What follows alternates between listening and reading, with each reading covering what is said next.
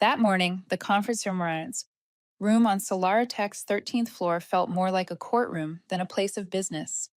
White light cut across the glass table where a thick folder titled Federal Approval, $250 million Green Energy Merger lay waiting for my signature. The air smelled of burnt coffee and ambition, slick enough to slip on. They called it a milestone day. To me, it was the day the numbers started to lie. Mark Renner, my former student, now the CEO, wore a dark blue suit and a sugar-coated tone that could rot teeth. Sitting at the head of the table, he leaned forward with that well-rehearsed smile. Eleanor, all it takes is your signature, and everything goes through. I opened the folder, flipped through the pages, and stopped at the carbon allocation ratios. One number was off. Small, but enough to turn the entire deal into a federal violation.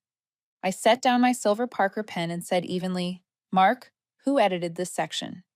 He didn't look up. Just a formatting update. Don't worry. The board's waiting on the other side. Sign it, Eleanor. Before I could answer, the door opened. Cheryl from HR peeked in, her voice slightly trembling. Ms. Price, could you step outside for a moment? I frowned but stood, pen still in hand. 3 people were waiting in the hall: a legal rep, an HR associate, and someone I didn't know. None of them offered me a seat. Due to restructuring, your position as senior federal auditor is terminated effective immediately. No apology, no explanation, just words read off like a malfunctioning script. I looked at them for a few seconds, then asked quietly, who's signing the continuous audit clause in the merger now? Silence. Cheryl swallowed hard. We'll appoint someone else. I nodded. No protest, no scene. When I went back to grab my bag, no one met my eyes. The big screen still glowed with the slogan, Sustainability Through Innovation. Mark stood by his chair, avoiding my gaze. I placed the silver Parker pen on top of the unsigned file. Someone at the far end of the table murmured, Wait, isn't she the auditor named in the merger clause? No one replied. Only the hum of the projector filled the room. That thick kind of silence people create right before they realize what they've done. I walked out of the building. The early March wind sliced my skin like paper. My hands still smelled faintly of ink, ink that had never touched the contract. On the steps, I looked up at the glass tower, reflecting the gray sky, and let out a quiet laugh. Not out of spite, but because I knew they had just burned the bridge they were standing on. They'd fired me unjustly, and forgotten that the entire $250 million deal stood on my signature. I whispered to the wind, they think they removed an obstacle. What they erased was the foundation. Then I looked straight at the security camera above the door and said softly but clearly, if you've ever seen someone punished for doing the right thing, you know exactly what I mean. Tell me where you're watching from, because there's an Eleanor everywhere, someone who does their job right, the right way, and pays for it. I turned away. Morning light caught the edge of the silver pen in my hand, and in that moment I knew the most powerful signature today was the one I never wrote. My job was never made for spotlights. No one clapped when I finished a report. No one knew the name of the person who combed through hundreds of pages just to keep a deal from falling into the lawyer's hands. I used to say, we audit the lines no one bothers to read, the fine print that keeps billion-dollar promises legal. To outsiders, it sounded arrogant, but it was only my way of reminding myself that the invisible details are the backbone of trust. At the Department of Energy, they called me meticulous to the point of annoyance. Some even nicknamed me the speed bump of progress. I never argued. If someone wanted to drive fast, they could. I'd stay behind to make sure the road didn't collapse. Once, I was passed over for promotion because of a single line in my review. Too detailed, not flexible enough. I read that line again and again and laughed. In this profession, detail saves you from bankruptcy. Flexibility is how people end up in court. I'd been doing this work for almost 12 years. On winter nights, when the city slept under snow, my office light was still on. Once, a janitor stopped by, looking at me with pity. Aren't you afraid to go home late? He asked. I said, if I leave, someone out there might have to start all over again. He didn't understand, but he didn't have to. Auditors live on precision, not sympathy. I once taught a training program for young entrepreneurs. That's where I met Mark Renner. Back then, he was a bright kid who asked questions filled with more ambition than understanding. Why is this process so complicated, Ms. Eleanor? Why not simplify it? I told him, because simplification usually means forgetting why it was complex in the first place. He laughed, took half hearted notes, and left class early that day. 8 years later, I saw Mark again at an energy conference in Denver. Stage lights hit the face of the man who once called me teacher, now the youngest CEO of Solaritech. The green hope splashed across magazine covers. He took the stage in a perfectly tailored suit, his voice polished, every word engineered for investors. We don't just produce clean energy, he said. We're building a new future. The crowd applauded.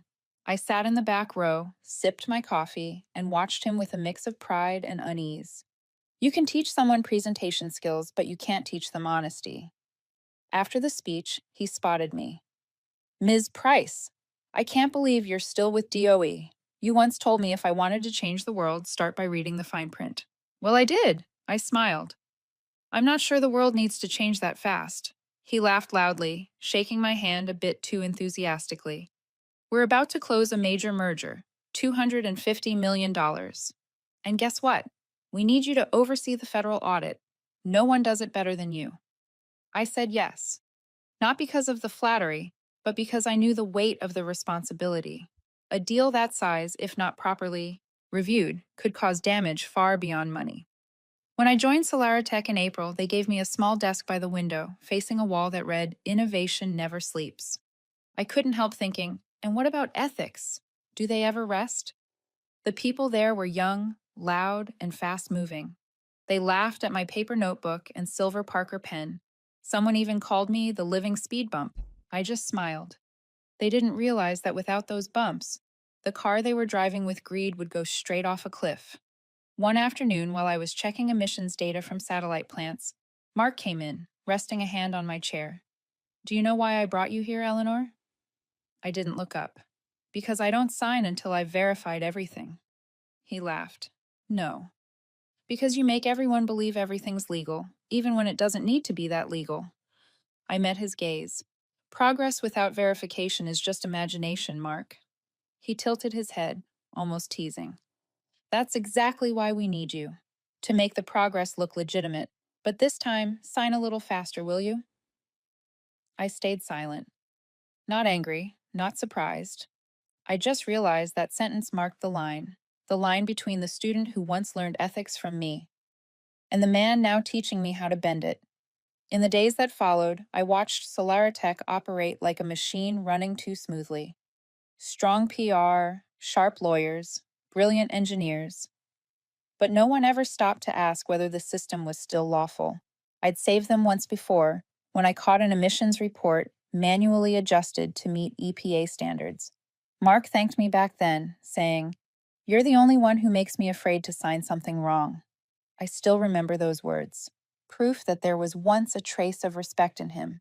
Now, profit had eaten it alive. I kept working quietly, reviewing data sheets, signing certificates. At night, I backed everything up to my personal drive, labeling the folder contingency.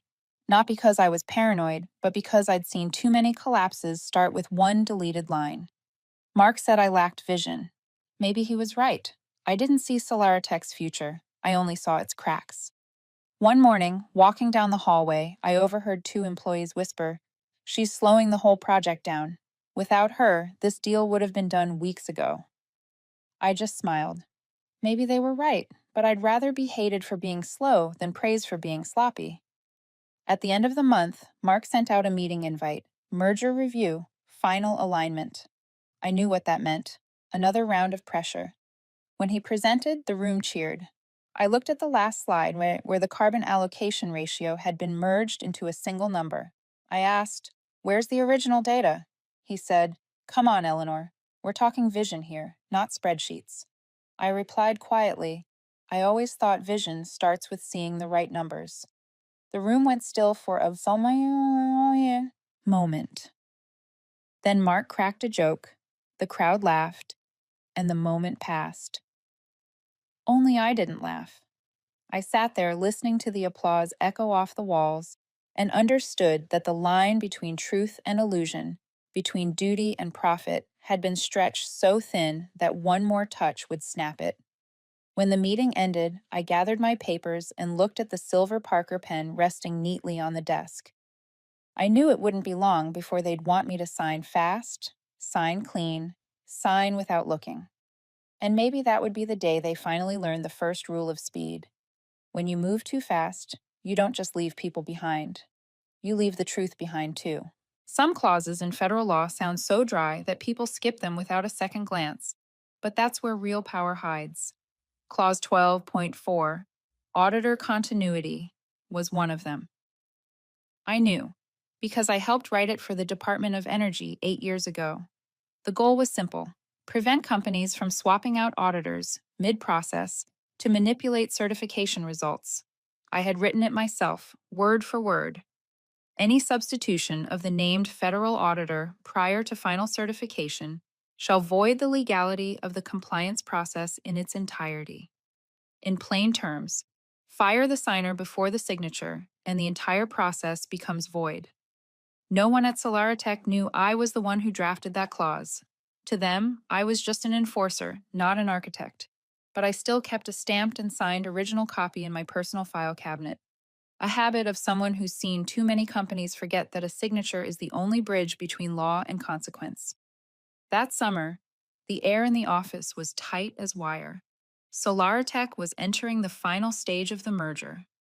Mark was in back-to-back meetings, appearing on television, preaching sustainable growth as if he had personally invented ethics.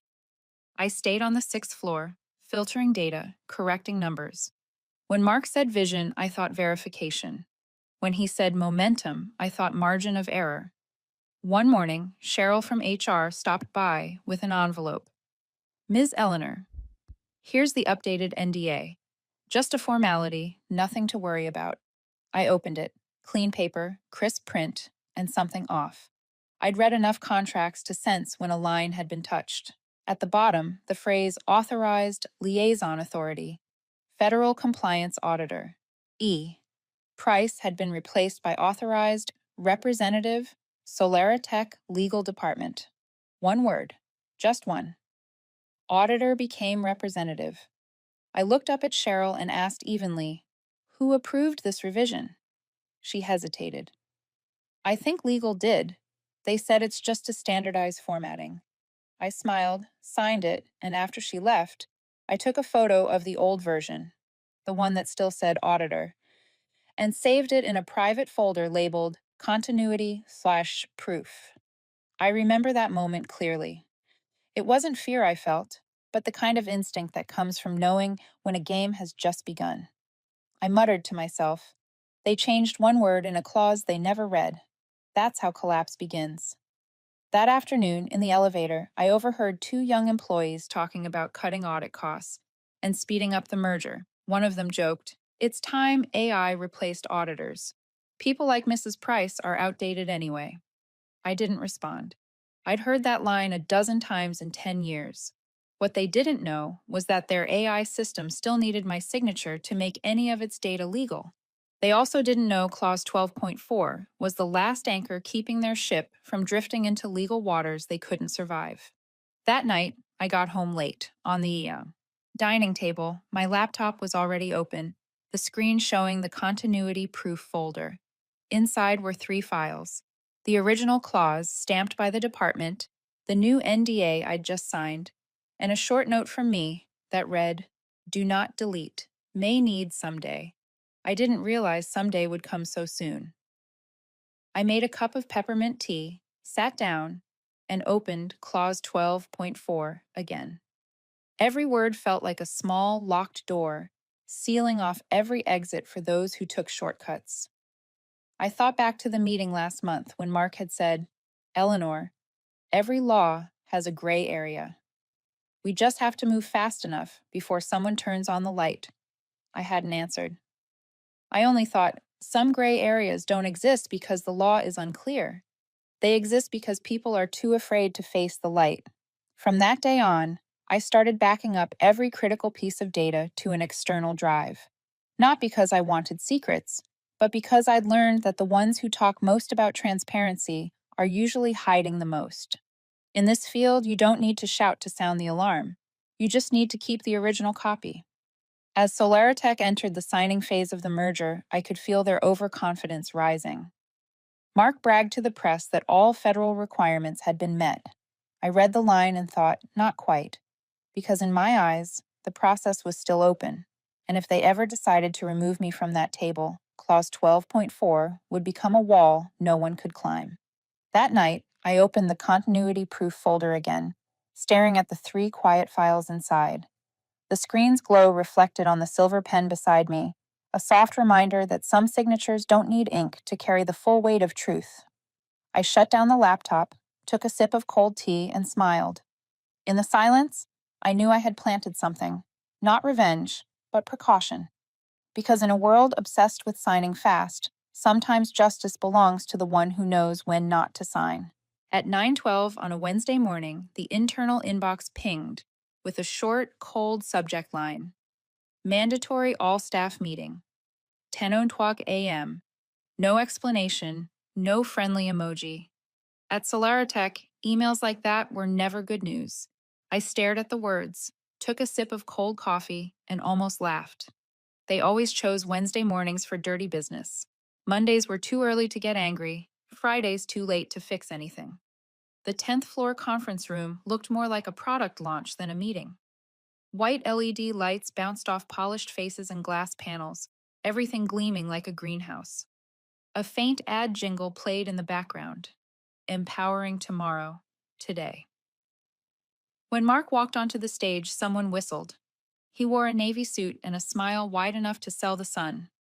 "We're entering a new era of modernization," Mark said, his voice booming through the speakers.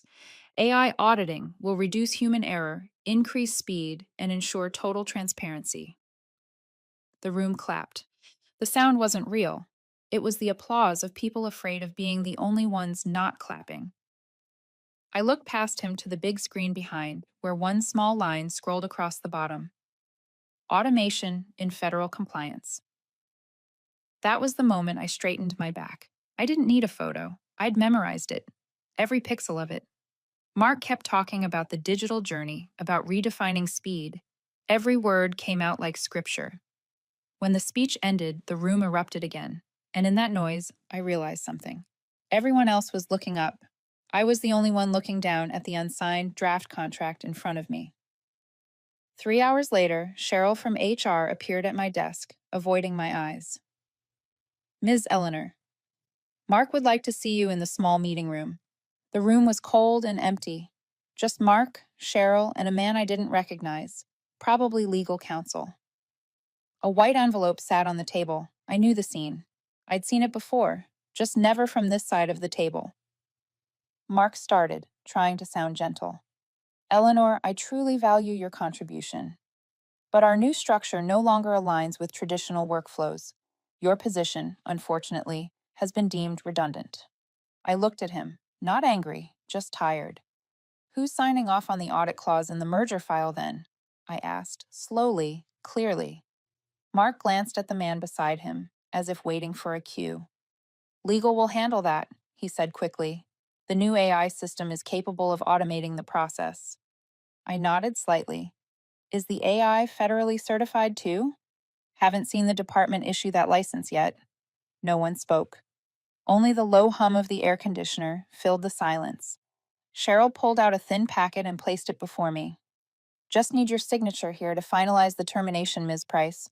I read through it. Every reason was polished into corporate poetry: realignment, innovation-driven transition, position redundancy. Strange how even a firing could be written to sound noble. Signed, set the pen down, and stood. On my way out, I stopped by Mark's desk. My silver Parker pen still lay there, its engraved name slightly worn, catching the light. I picked it up, wiped it clean, then set it back down. "Keep it polished," I said quietly, just loud enough for him to hear. "You'll need it soon." No one replied. Mark swallowed hard, his hand brushing the untouched file, labeled Federal Approval, 250 Nage, Green Merger. When the door closed behind me, The sound was sharp and final, like a lock sliding into place. I walked down the hall, past faces still laughing, chatting, pretending nothing had happened. A young employee hummed while pouring coffee, softly singing, "It's a brand new day." I smiled. It was, indeed. But I doubted they'd enjoy tomorrow morning. Outside, a cold wind swept through the glass corridor. I looked down at my empty hands. No badge, no laptop, no silver pen. Only silence remained. And in that silence, I thought of the continuity proof folder waiting quietly on my hard drive at home. Inside it, clause 12.4 was still alive, and nowhere in it did it say that a federal signature could be automated. They called it innovation. I called it selective cleanup. I didn't cry. I didn't shout. I didn't have to. When the glass door closed behind me, I simply walked toward the parking lot, my footsteps tapping against the concrete in slow, steady rhythm, like a clock counting down to the hour. The Albuquerque sun was harsh, but the wind was cold. I opened the car door, sat in the driver's seat, and shut it. The world outside went completely silent. On the passenger seat lay my old laptop in its leather case, the only thing I'd taken with me when they fired me. I pulled it out, powered it on, and waited for the soft hum of the fan. The screen flickered to life, pale blue light reflecting across the windshield. I connected to mobile data and typed in a familiar address, DOE Compliance Portal. The secure interface appeared with the Department of Energy seal and a red warning line, Federal Clearance Access, Authorized Auditors Only. I entered my username, paused for a moment at the password field. My fingers trembled slightly, not from fear, but from how quiet everything felt. Outside, a garbage truck rolled past, wheels grinding over gravel. I finished typing the long string of characters and pressed enter. A confirmation window appeared. Confirm auditor termination protocol under clause 12.4. Below it, in gray text, this action will revoke the federal verification key associated with ongoing certification processes. Irreversible. I leaned back and exhaled slowly. Just one click. No revenge, no sabotage, just a sequence of actions exactly as written by law. The very law they'd been too arrogant to read. I moved my hand to the trackpad and clicked yes. The system asked for a reason. Auditor terminated without formal substitution. I typed those exact words. A progress bar appeared, then a final line. Federal verification key revoked. Audit continuity voided. Per clause 12.4, all pending certifications are suspended until reauthorization. And then, process completed successfully. That was it. No fireworks, no alarms, no cinematic warning for a $250 million collapse about to begin. Just a clean, lawful, irreversible act. I closed the laptop, rested it on my lap, and stared through the windshield. The midday sun bounced off the SolarTech logo on the tower in the distance, bright, loud, overconfident. I smiled faintly. They didn't read the clause. I didn't need to remind them. I started the engine, but didn't drive yet. In my head, their words echoed like ghosts. AI, auditing, modernization, redundancy. They had removed the foundation without realizing they'd just pulled the structure down. No one had to do anything. The clause worked like a preset trap. I was just the keeper of the key. They were the ones who opened it.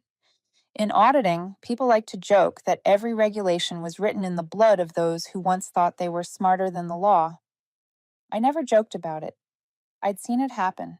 Companies replacing people, shortening reviews, cutting corners, and then collapsing within 24 hours because of a single line they hadn't read carefully.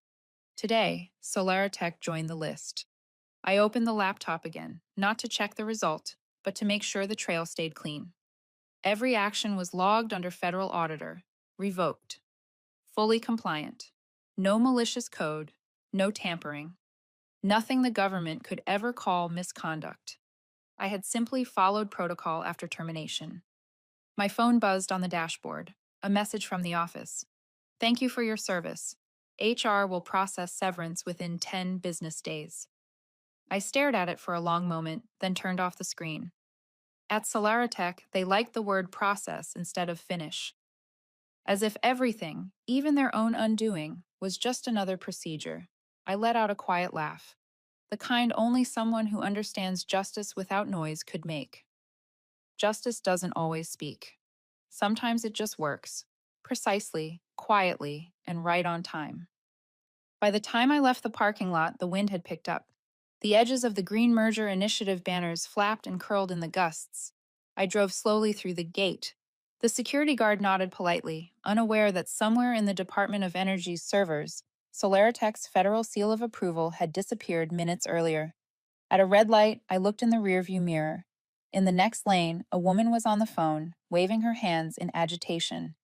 I thought that in a few hours, there would be a dozen calls like that inside Solaritech. Why is the key invalid? Who revoked it?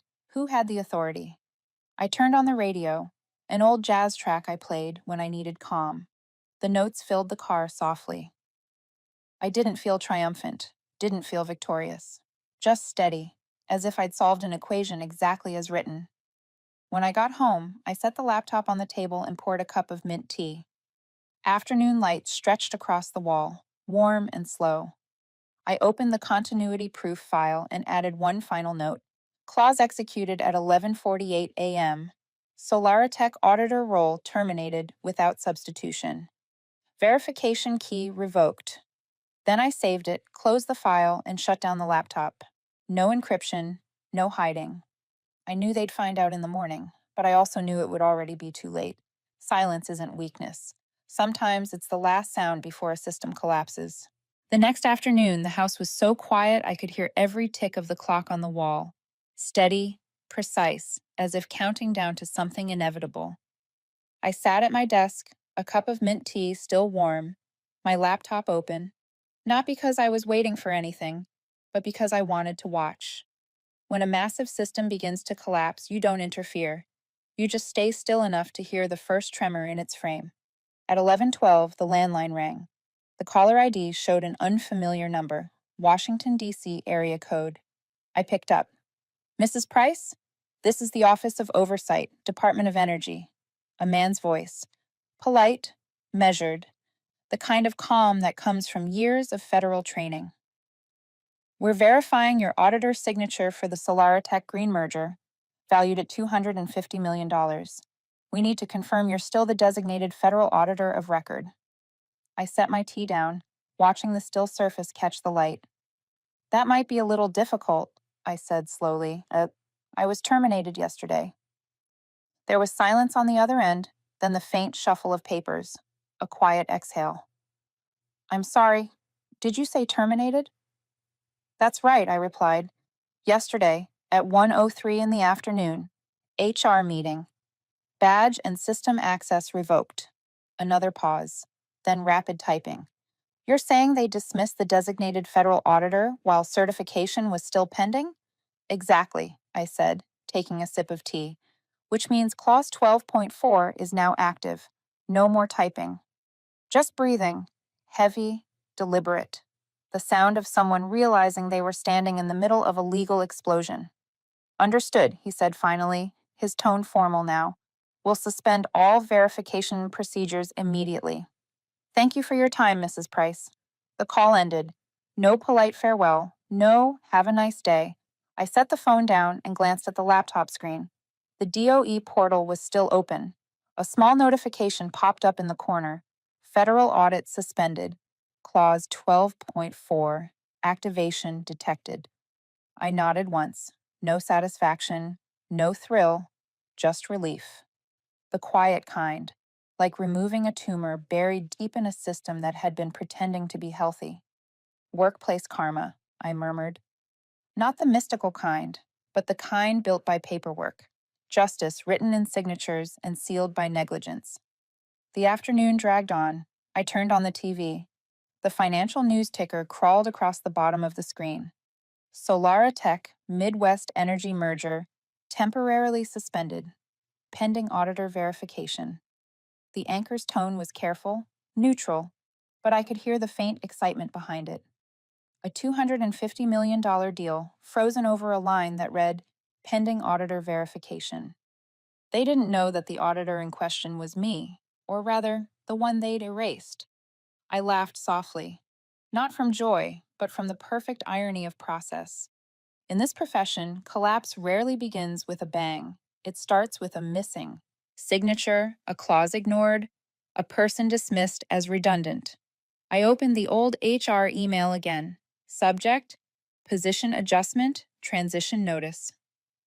I forwarded it to my private archive and labeled it Trigger 12.4, like a scientist documenting a critical experiment. By dawn the next morning, the dominoes had started to fall. Department of Energy, verification sequence suspended. Federal Treasury, merger escrow account frozen. Press release, Solaritech declines to comment. I didn't read every detail. I just skimmed enough to know every piece was landing exactly where it should. There was nothing left for me to do. By noon, the phone rang again. This time, the caller ID showed Solaritech's internal line. I almost ignored it. Curiosity won. Eleanor, Mark's voice came through, tight and frantic. We've hit a small technical snag. The department says your authorization key is invalid. Must be some mistake. Could you explain? I cut in, calm as ever. There's no mistake, Mark. My authorization expired the moment you fired me. Yes, but HR assumed. Mark, I interrupted again. You terminated a designated federal auditor without appointing a replacement. That automatically voids federal certification. It's not personal, it's procedure. He went quiet. After a beat, his voice softened, almost pleading. Maybe you could help us restore access? Off the record? Off the record? I repeated, slow and clear. That off the record approach is exactly what got you here. In the background, I heard someone shouting, The department's online too. Then the scramble of papers, chairs scraping, chaos rising. I hung up, not angry, not triumphant, just still. That kind of stillness that follows a storm, when you stand among the wreckage and realize there's nothing left to add. By evening, the headlines broke everywhere. Department of Energy suspends Solaritech, Midwest Energy merger. $250 million. Deal frozen. Investors pulled out. Stocks plunged 18% in a single hour. I watched the news, my tea long cold, and thought about Mark's confident line. AI auditing will make us faster. He was right, just not in the direction he expected. Night fell. I opened my laptop one last time, not to check updates, but to look at the DOE portal still running quietly in the background. One final message glowed on the screen. Clause 12.4. Activation status. Verification terminated. A dry, bureaucratic line, yet within it was the entire story of my life and of every person ever punished for doing their job right. I smiled faintly, closed the laptop, and whispered to the empty room, just loud enough not to disturb the quiet. Workplace justice doesn't need an audience. It only needs paperwork. The next morning, the news headline cut through the room like steel. Federal clause halts Solaritech merger, $250 million in limbo. I thought about turning it off, then didn't. For the first time, the truth didn't need me to defend it. It had made it to the airwaves on its own, on time, by the book, by the clause. The anchor spoke of administrative complications, interrupted audit chains, and personnel pending reauthorization. No one said self-destruction, but everyone understood. The phone vibrated nonstop. At the same time, my inbox lit up. The sender, Mark. First subject line, we need to talk. Second, we can fix this. Third, you can't end a 250-millimeter merger with one clause. I looked at the last one and typed 2 words. Watch me. I hit send and closed the laptop. 2 hours later, the corporate web was on fire. A tech reporter posted a tweet. Solaritech's 250-millimeter merger was suspended after firing the federal auditor. Clause 12.4 strikes again. Compliance always wins. Underneath, thousands of comments poured in. They called it modernization. Turns out it was negligence with better lighting. Never fire the person who knows where the real switch is. The story spread faster than any PR campaign Solaritech had ever launched. News outlets dug up the video of the AI auditing meeting, where Mark had stood under stage lights preaching transparency and speed. Now that same clip played on a program called Corporate Disasters Weekly. By noon, the Financial Herald ran a 3-page feature titled The Clause They Didn't Read. The article quoted federal code, interviewed experts, and ended bluntly. Replacing a designated federal auditor before certification completion voids the merger in its entirety. Solaritech's stock dropped like a steel off its axis. Investors flooded the phone lines. The CFO, the one who once said we don't need signatures, only data, resigned within 4 hours. Inside headquarters, Mark reportedly smashed a boardroom mug after receiving the notice from the Department of Energy. Certification suspended indefinitely. Late that afternoon, my phone buzzed. Again, a short message. I made a mistake. Can we talk? I read it a few times before replying. There's nothing to talk about. The system already spoke. Somewhere across the city, Mark was probably sitting in a bright, glass-walled office surrounded by screens flashing red with access denied. He still believed that if he just argued well enough, the system would unlock. He forgot. Systems don't need anger. They only need accuracy. I turned on the TV. A special business report. $250 million. Merger frozen. Solaritech faces federal audit. The reporter stood in front of the building, wind tearing through her hair. Experts are calling this a textbook case of clause ignorance, one overlooked line that brought down an entire company. My name wasn't mentioned. Good. It didn't need to be. The clause had already done its work. I brewed another cup of tea, watching the steam rise slowly through the fading light. The storm was over. No slamming doors, no pleading emails, just the wind brushing past Solaritech billboards still glowing in the night, powering the future responsibly. I smiled faintly. They'd forgotten what responsibility meant. I opened the laptop one last time and read the final headline, Clause 12.4, active status confirmed. Then I closed the lid, leaned back, and exhaled. Corporate karma doesn't knock. It audits. 3 months later, I moved into a small apartment in Santa Fe. The window faced south, where morning light filtered through silver-green leaves and landed on the oak desk I'd brought from my old office. Beside my laptop, the silver Parker pen lay still, polished, brighter than before. It was no longer a symbol of a stolen signature, but a witness to something I'd reclaimed, the right to define what's right. The name of my small company was carved on a wooden sign hanging by the porch, True Watt Consulting. No big office, no marketing team, no glossy logo. Just me, a few measuring instruments, and an old mint tea kettle. I no longer certified deals worth hundreds of millions, but I found peace in every report I wrote. I called my new work compliance for humans, auditing for people, not for performance. I started a small workshop called Integrity and Energy Auditing. The first class had only 8 students, mostly young engineers, a few environmental assessors. They sat upright with notebooks in hand, eyes bright like the first rays on solar panels at dawn. I began the session with a simple line. We don't just verify numbers. We protect the trust between people and the energy they use. A young woman in the front row raised her hand, hesitant. Ms. Price, someone said your story was about revenge. Is that true? I smiled. The question was inevitable. I set the Parker pen down and tilted my head toward her. No, I said softly, almost whispering. It wasn't revenge. It was compliance. The class chuckled quietly. Not mockery, but understanding. I went on. In energy, everyone talks about efficiency, speed, and optimization. But no one mentions that speed doesn't save anyone if the foundation is wrong. Compliance isn't a cage.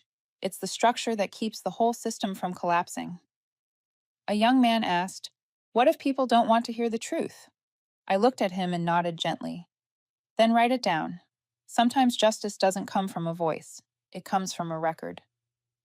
The scratch of pens on paper filled the room.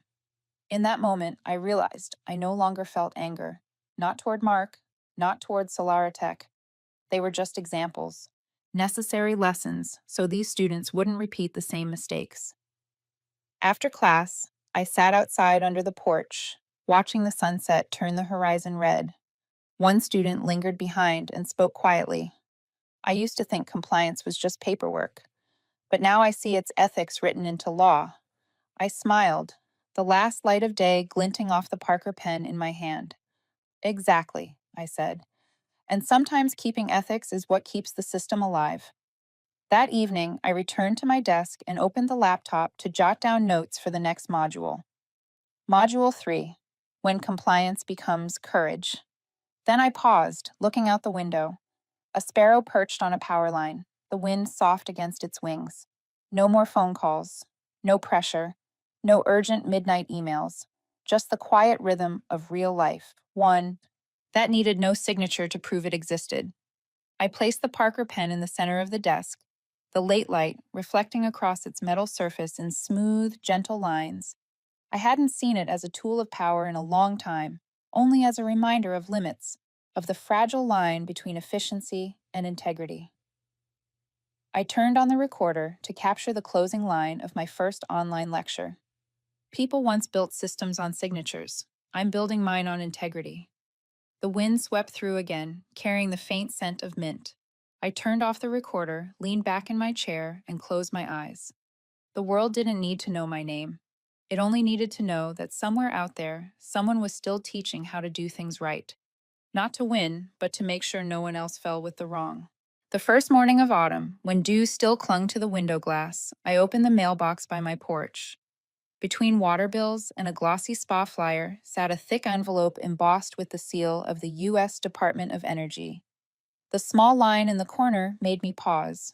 Green Oversight Board. Advisory Invitation. I stood there for a few seconds. It had been years since I'd held anything from them. The last document had been a termination letter. This time, the first line read, Dear Mrs. Eleanor Price, the Green Oversight Board invites you to serve as an independent advisor in the field of compliance and energy ethics. Your experience and principles will help us build stronger standards for the next generation. I read it twice, then set it on the table. Morning light slanted through the window, spreading across my silver Parker pen resting on the notebook. It still gleamed, still carried weight, but no longer felt like pressure. I brewed a cup of mint tea, a habit I'd never broken. The scent drifted through the room, pulling memories of long meetings, unread reports, and the day I chose silence and let the clause speak for itself. I hadn't needed revenge. I only needed justice written in the right line. And maybe, now, that justice had found its way back. That afternoon, I drove to the committee building.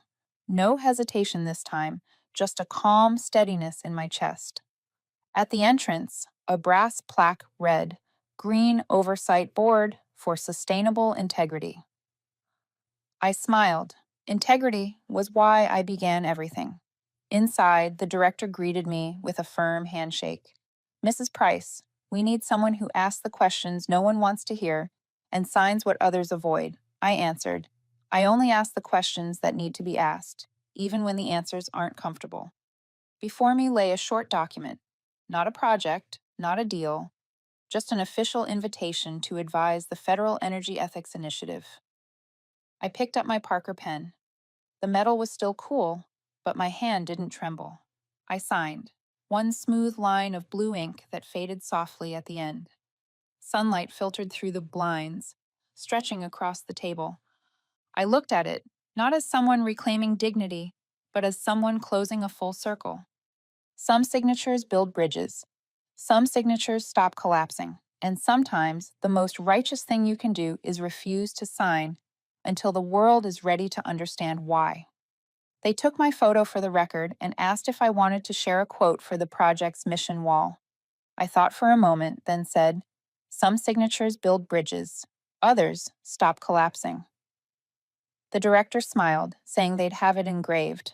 I simply nodded. Nothing more needed.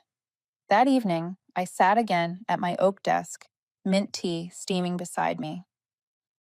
The silver pen rested quietly, reflecting the last light of day. I opened my notebook for the Integrity and Energy Auditing course and added a final note at the bottom. Compliance is not fear, it's courage with documentation. I looked up, listening to the wind stir the trees outside. Somewhere in the city were people like me, the ones labeled troublemakers for speaking the truth. I wanted them to know that sometimes you don't need to shout to make justice visible. You just keep your pen steady and let the system correct its own errors. Soft piano music played in the background.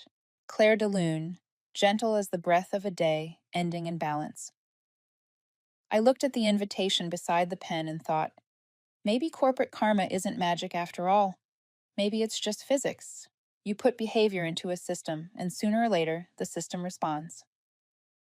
I turned off the lamp, leaving only the last natural light glinting across the table. The silver pen caught the sunset's glow, a quiet reminder that truth doesn't need noise to carry weight. I spoke softly, almost to myself. Workplace justice doesn't need an audience. It only needs to be recorded. If you've ever been called a troublemaker for noticing something wrong, leave a comment below. And don't forget to subscribe for more stories of corporate karma, where justice moves quietly, but always on time.